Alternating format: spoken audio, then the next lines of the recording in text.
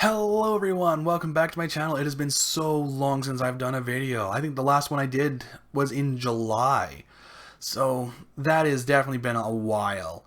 So I'm not going to dilly-dally as to why I've been gone or where I've been this whole time because frankly it doesn't matter. What it comes down to, I just wasn't in the right headspace for YouTube and I needed to step away for a bit. But I hope to be around for a while. I hope to have a video every week for you. But that's neither here nor there. Let's get into the meat of this video where I am going over every book that I read this year. All 52 of them, and I am ranking them from best to worst. Essentially, what I normally do is go through my Goodreads list and just do a blah blah blah on each book and my opinion on them. But because I've read so many different things this year, I really wanted to just rank them. I thought this would be more fun, and I think it is. But this is going to be a long video, so let's not waste any more time. Let's get into this.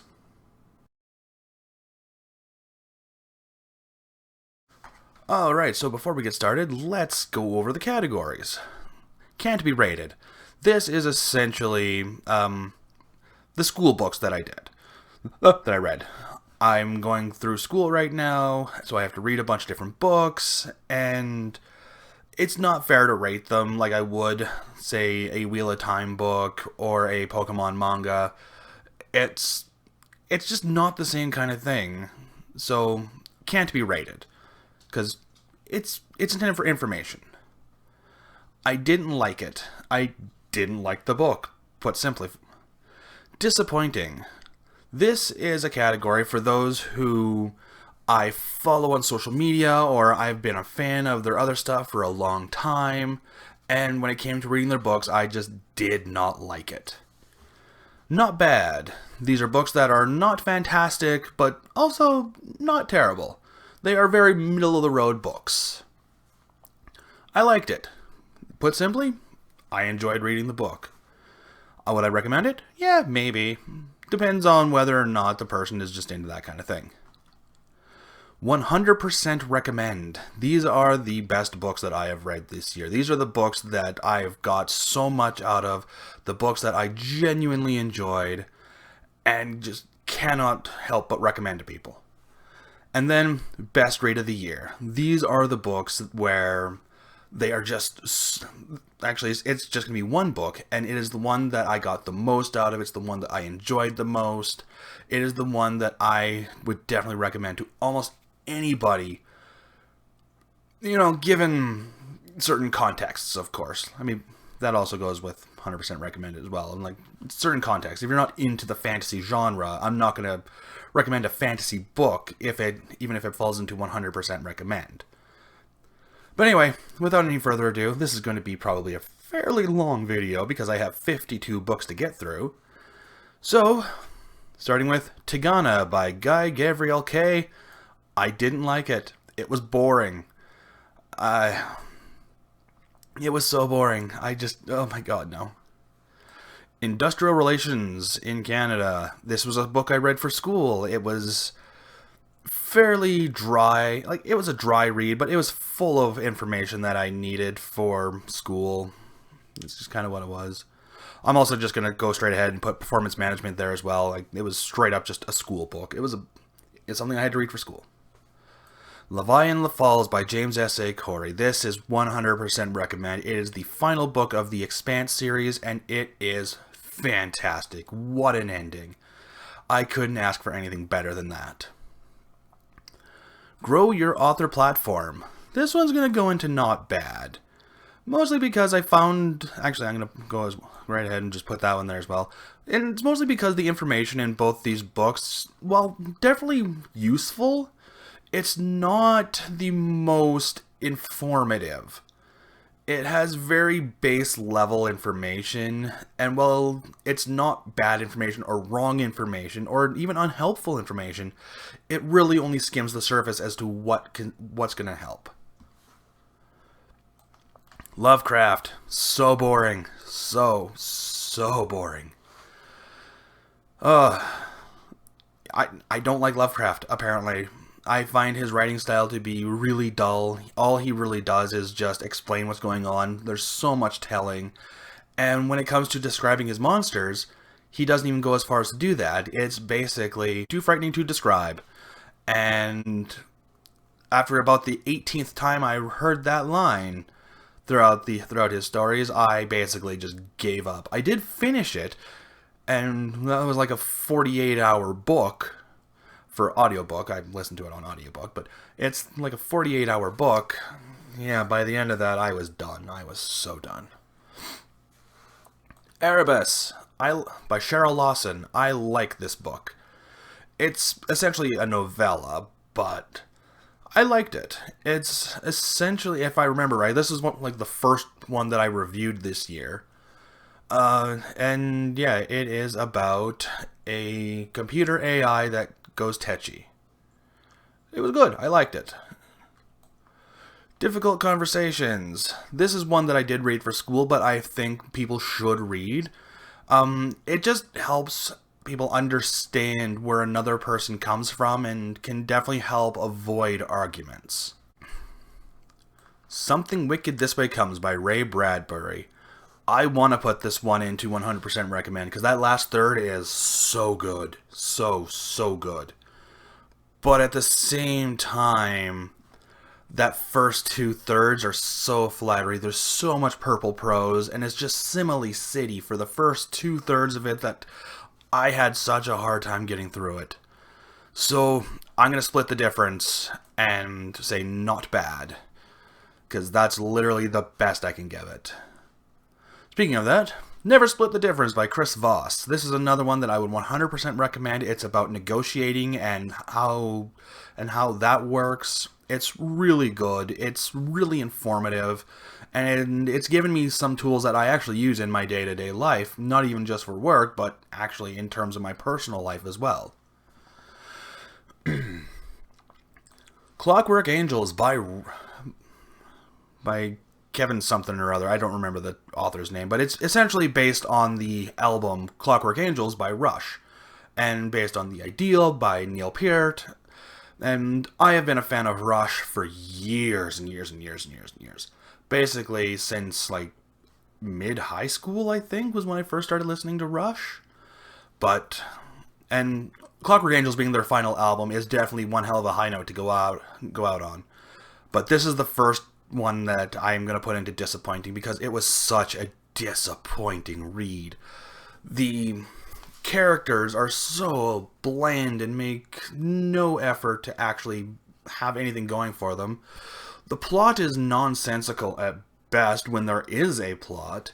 The world is so underdeveloped that I have no idea what I'm looking at half the time. The magic system is bland and non-existent in a lot of cases. So it doesn't work as a book. It worked fantastically as an album, and I think it just should have stayed as that. The Quick and the Dead by Louis L'Amour. This is another one that I'm going to say not bad. The first little bit, like the first half of it is really good and really intense and suspenseful, but that last half is super rushed and just gets everything out of the way, and I think that really damages how much I enjoyed the book. Ace. So throughout this year, I very much have come to grips with my asexuality, and I wanted to read something that, just kind of went into the asexual dating experience and, stuff like that. And I liked it. I thought it had a lot of really good stuff to it. I thought it was fairly informative. It was a bit of a dry read. It wasn't the best written. I did notice a good number of editing errors, especially in the first bit of it. I didn't notice so many in the last 2/3 of the book, but there was enough in that first third that made me go, I don't know, this isn't very well edited. So, it goes into I liked it. The King in Yellow. This book was fascinating. So, I am huge into Eldritch Horror, which is funny given how low I put Lovecraft, but, Eldritch Horror, when it's done really well, is really interesting, and The King in Yellow was really interesting. Even though only the first stories actually have anything to do with The King in Yellow, the rest of it is honestly not that bad. It's still fascinating. It's still got enough strong story structure in the short stories preceding it that I wasn't bored at all listening to it. A Crown of Swords, the seventh Wheel of Time book, and this one was so good. This was the first Wheel of Time book that actually got me interested in what was going on. And while the first six are definitely really good books, this was the first one that actually got my interest and had me wanting to know what was going to happen next. And this is also the first one where I started to actually like Nynaeve as a character because she wasn't near as abrasive as she normally is. The Great Hunt. This one was pretty good. And I'm going to put this one right at the top of I liked it. It was pretty good. It had some parts that I just wasn't really into as much. But for the most part, honestly, not bad. The Daybreakers. This one probably going to end up right at the bottom of not bad. And frankly, it's not bad at best. Because this is the first release for the Sackett series. In terms of chronology, it's like right in the middle somewhere. But this was the first one Louis L'Amour released. And you can tell that this is an early book for him. Because in a lot of ways, the plot is very here, there, and everywhere. They mention a brother that never shows up, and honestly, if you want the story, just watch the Sacketts. Just watch the TV movie The Sacketts, and you'll get this book. I believe there's another book that's added on into that TV series, and you'll get the best parts of the story. Iron Widow by Xiran Jay Zhao. And so I have followed her on social media for a long time now. I think I first found her page on YouTube when, oh god, I think she had like 5 videos in total. And I proceeded to binge watch all of them. I really like her content. I love her content on TikTok. I think she's a fantastic... Honestly, her first book is kind of really bad. It starts off really strong, but after that first battle where her main character gets into the nine-tailed fox and does all that other stuff, after that battle, it just has this decline, and it's kind of not good. Plus the romance is really, on top of being really forced and clunky, it also has this thing where she advertised it as a polyamorous relationship, and well, technically that's true. It's kind of also not in how some of the aspects of the relationship happen and how it ends up. So yeah, it's not one that I can recommend to anybody. Her content on TikTok and on YouTube, absolutely, just not this book, and I probably won't read anything else from her.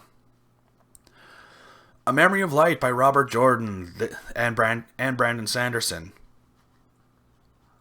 This is the best of the Wheel of Time. You don't get better than A Memory of Light. This is so good. Perfect ending to this series. A lot of authors will fumble their last book because they don't know how to end it. Even if they have ideas on how to end the book, they don't really know how to end the book. You know, you saw it with Harry Potter. You saw it with the Dark Tower. You see it with a bunch of other books. Wheel of Time, you don't have to worry about that. The ending is just beautiful. The Dragon Reborn, Book 3 of the Wheel of Time, and it is pretty good. I did like it. I think the beginning bit was kind of dull, but for the most part, I have no issues. The Fires of Heaven. This one was not bad at best. It was a lot of traveling, and that's really all this book is. It's just walking. There's a couple of battle scenes, but for the most part, it's just them traveling. Like, it's Rand and Mat traveling from Ruidion to Cairhien. It's Nynaeve and Elaine traveling from Faldara? I don't. It's been a long time since I've read Fires of Heaven, so I don't really remember the place names as well as I probably should. But it's them traveling north. It's Matt and his company traveling. It's no, not Matt and his company. It's actually Perrin isn't even in this one. But yeah, it's a book of traveling. It's just kind of dull. It's kind of boring. Pokemon Adventures manga. This is just fun. They're all going to just kind of be right here. And just fun. They're all just fun. 11/22/63. This was a fantastic book. So, and this book does something that I found really interesting. And especially in terms of breaking what some would consider to be writing rules. A lot of people will say that an author should only include scenes that advance the plot or the characters. And honestly, this book does something different because it has scenes that do not advance the plot at all. And it does not really advance the characters either. But what it does do is increase the experience. It does more for the experience of the story than it does for the plot or the character. And I think that is something that's very important, and I think that's something I might end up doing a video on in the far future. I myself have to kind of discover more about it myself and, consider and do a lot of considering on it. But this book does it beautifully. There's one scene in it that damn near made me cry because it was just so beautiful. And it's just wonderful. The Hero of Ages by Brandon Sanderson. I loved this ending. This one actually did make me cry. And oh my god, it is such a fantastic ending to what I consider to be one of the best trilogies of all time. And I do mean that. Mistborn is one of the best trilogies I have ever read. And my god. Fair Blows the Wind by Louis L'Amour. This is the first of the Chantry books in terms of chronology. I think he'd written other Chantry books before this one, but this is the one that predates them all in terms of the timeline. And this one was alright. It's not the best book I read this year. It is the best Louis L'Amour that I read this year, which, frankly, I don't think is saying a whole hell of a lot. But it had a lot of exciting moments. It had some dull moments, and it was well written for the most part. You can tell this is pretty middle career for Louis L'Amour. The Gathering Storm, fantastic book. Really liked it. This was the first of Brandon Sanderson in the Wheel of Time, and to be honest, I was a little worried getting into it because Wheel of Time had kind of become a bit of a slog for me. Knife of Dreams definitely was not quite as much of a slog. It definitely had its dull moments, but for the most part, had absolutely no problems with it. The Gathering Storm was so exciting. It had so much going on in it. And I think Brandon Sanderson's style of writing, because he would say to himself he wasn't trying to replicate Jordan's style.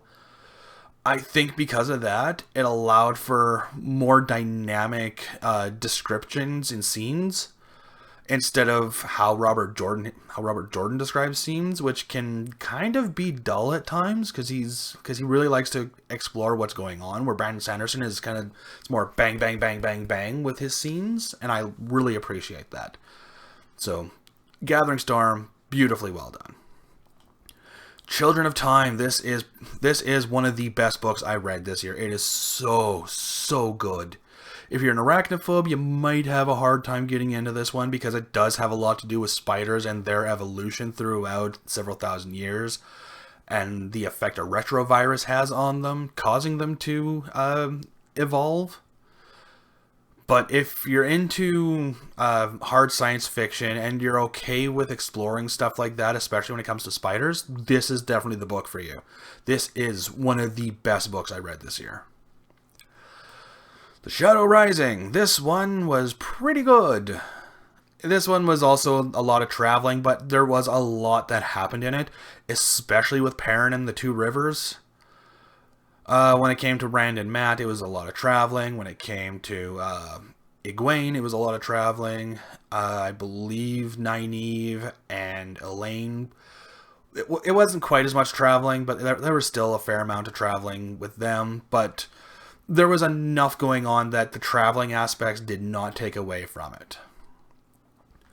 A Dark Genesis. I was pretty sure I read this one last year, but this one might have been the first one I read this year. I don't remember. I remember it being not bad, though. This was the first one Cheryl Lawson did after her Rubicon saga, which is probably my favorite trilogy of all time. But this one was a bit of a downgrade, just because I did find that it just wasn't enough. If it had been done as a full novel, I probably would have really liked it, but because it was a novella, I felt a lot of it was just kind of rushed. Children of Ruin. This is the sequel to Children of Time, and it's not one that I would 100% recommend because it is kind of slower it has a lot slower pacing than Children of Time, and it only really focuses on one generation. Technically 2 generations. 1 generation in the past, 1 generation in the future, until like one bit in the past where it kind of skips a bunch of generations here and there and just kind of, this is what happened and this is what happened and this is what happened. But then you have the present stuff where you have this longer overarching story, which is fairly reminiscent of Children of Time, but at the same time, Children of Ruin just, yeah, it was a little slower paced, and it didn't really connect to me in the same way Children of Time did. Perennial Seller. This is one for selling. It's a book on marketing. I felt it had a lot of really good information in it. It's one that I plan to get back into and read again because, well, what's better than going back and going over something that you've already gone over just to see what you've missed, to see what you don't remember. Desperation. This one is pretty good. Is it the best Stephen King book I've read this year? Not by a long shot. Did I like it? Yes. Some of the characters were a little hard to get into, but for the most part it wasn't the worst thing. Dolores Claiborne. Fantastic story. Terrible writing style. This was written from the complete point of view of the character of Dolores as she tells the story.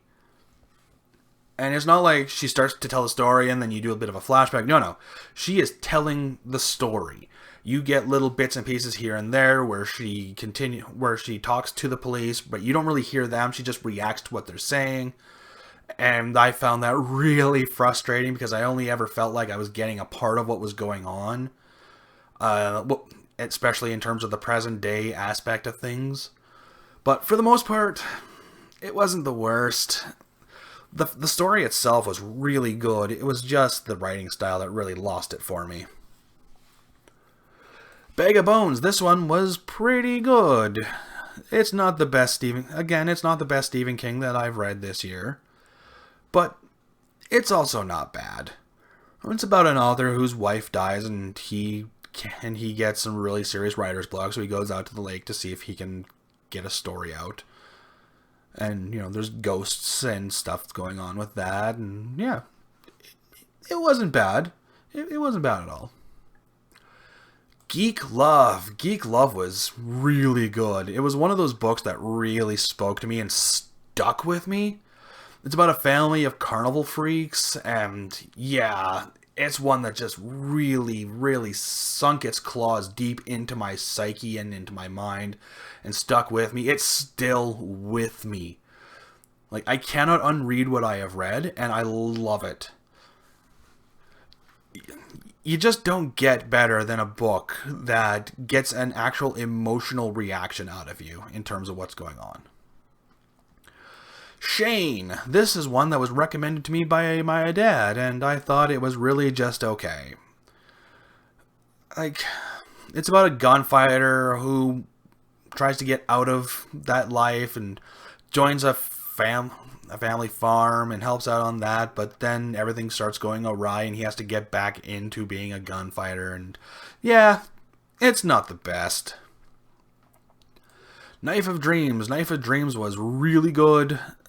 It was not as good as The Gathering Storm in my opinion, but it was still one of the best of the Wheel of Time. Gerald's Game. So when I decided that my next reading goal was going to be all of Stephen King's books, because, you know, I finished Discworld last year, so I decided I wanted to do another reading challenge, and this time it's all of Stephen King's books. I remember trying to read Gerald's Game when I was in high school, and I couldn't get past that first chapter because I thought it was just really dull. There was nothing in it that interested me. Well, I decided to read it this year, and I am glad I did. I really liked it. It's not fantastic. It's not Stephen King's best work, but it definitely kept me interested enough in terms of what was going on to keep me going, to keep me interested. It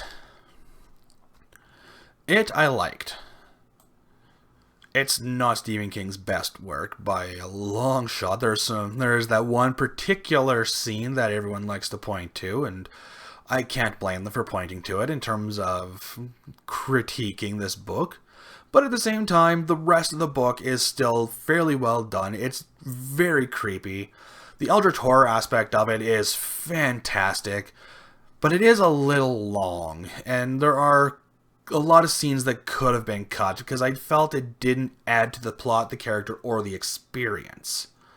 So it definitely could have been cut down quite a bit, and you wouldn't have lost much of anything out of it. But for the most part, it's still a good book. Lisey's Story. This is the best book I've read this year. It was so good.